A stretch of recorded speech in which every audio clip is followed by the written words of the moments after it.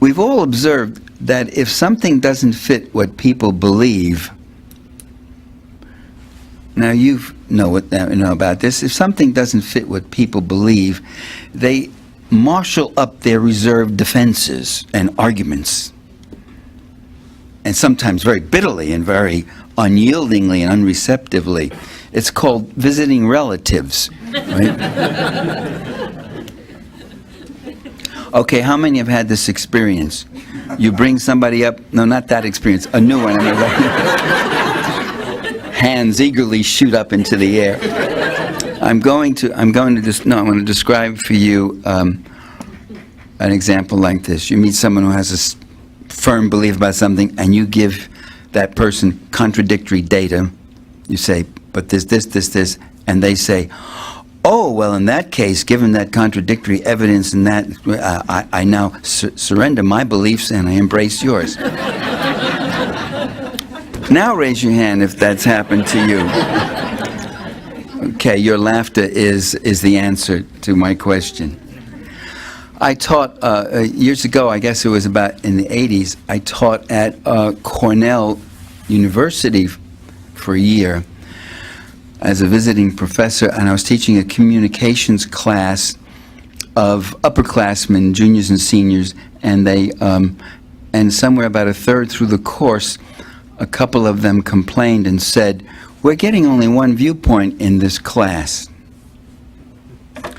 And I said, well, no, we've got on the syllabus, we've got this reading, and I don't agree with this reading, and we discuss other questions. I said, but you know, you're right.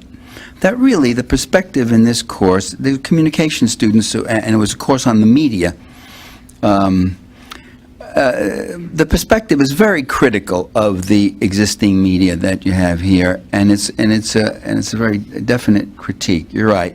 You're getting that point of view. It's true. It was a class of about 50 students. So I said, how many of you have had other social science courses, such as sociology, political science, economics, social psychology, anthropology, history, whatever, communications courses? And every hand went up. Everybody had at least 3 or 4 or more social science courses. I said, and how many of you in all those other courses got this point of view? Not a single hand went up. A measure of the ideological pluralism and diversity of Cornell University.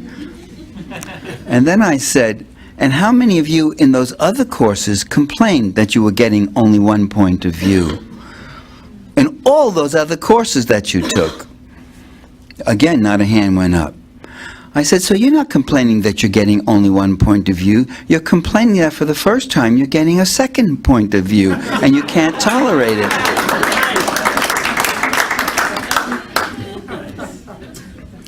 Now, if people cannot challenge the validity of the evidence you present, they have fallback positions. I remember the Moscow intellectuals back when there was a Soviet Union, back in the 1980s.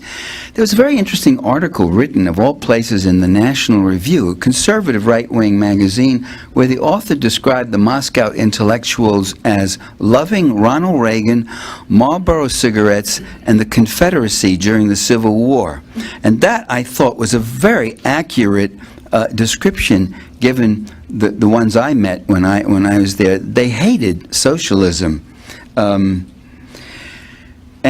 a friend of mine, she had the same experience. This happened to be, she was in Leningrad with the Soviet intellectuals there. And one guy said to her, he said, the poorest people in your country live better than I do. Now here's a guy who had gone to Moscow University. He spoke fluent English. He had a small but comfortable apartment. He had a wall full with books.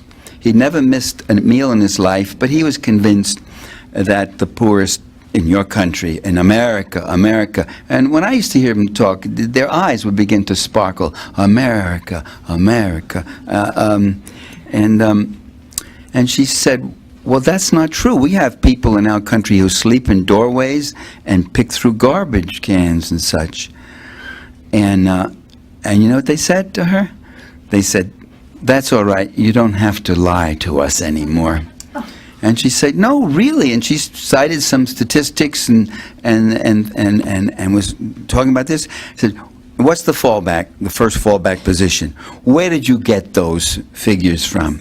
She said, "From the federal government, Bureau of Labor Statistics, U.S. Census Bureau. It's public knowledge."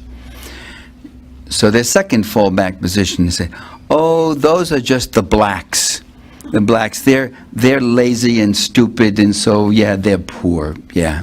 That's a rhetorical fallback position. I've given that a technical term, descriptive term, and I forgot what I did. Oh, yes, racism. I call that racism.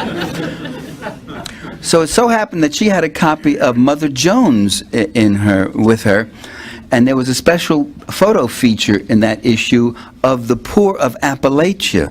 30 years after Kennedy's war on poverty in Appalachia, these people were as poor as ever, and there were pictures of their destitution. And so she brought this out. She said, "Look, Appalachia, they're all white, 97, 99%, sort of like Seattle." But and she said, "Look at this." And they looked at the pictures, and they had another fallback position, which was what? Oh, so there were a few white people who were poor out in the country, and so they're so unusual they made a whole article with photographs about them. You see, so beliefs are not surrendered. Beliefs are rather are frighteningly impervious to evidence sometimes. The Soviet intellectuals believed. They believed America was a capitalist paradise. They knew, by the way, when I spoke to the ones I spoke to in Moscow, they knew so much more about America than I did. I was handicapped by experience and reality, which is a messy kind of multidimensional thing. They had all the certainty of inexperience. The believers in the capitalist paradise were a mirror image of the believers of those who believed that the Soviet Union was a workers' paradise. And there were many people who I knew, people in the party and fellow travelers and such, who had heard so much negative. I mean, everything about these communist countries was bad. There wasn't ever a single positive thing ever said.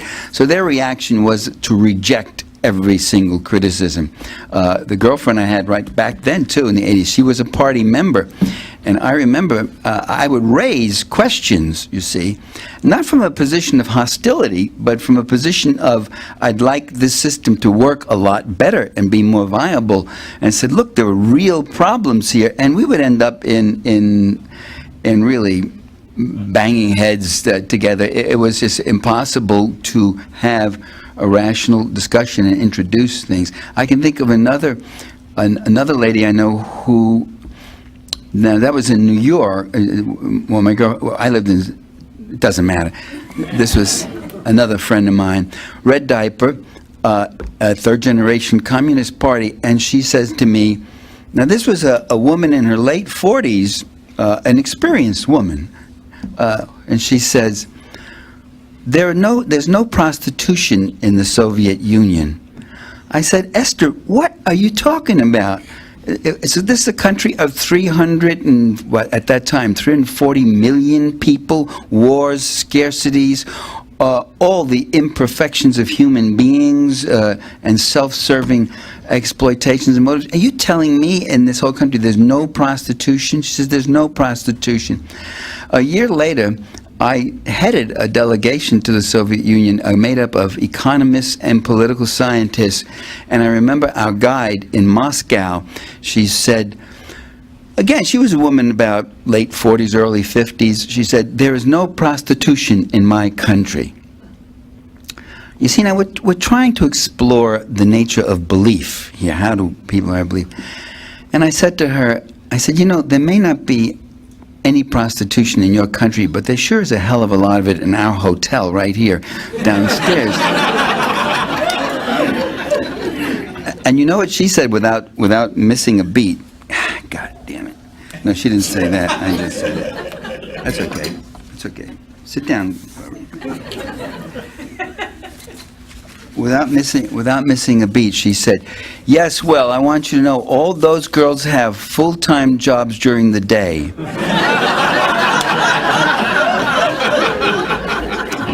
Talk about fallback position.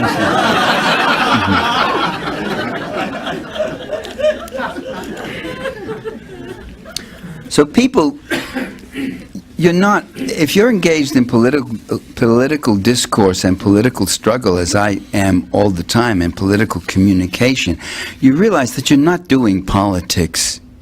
You're doing religion. It's religion you're dealing with because you're dealing with belief. And it's a rough deal. I mean, it's with good reason that we use words like political dogma and sectarian. These are religious terms, you know.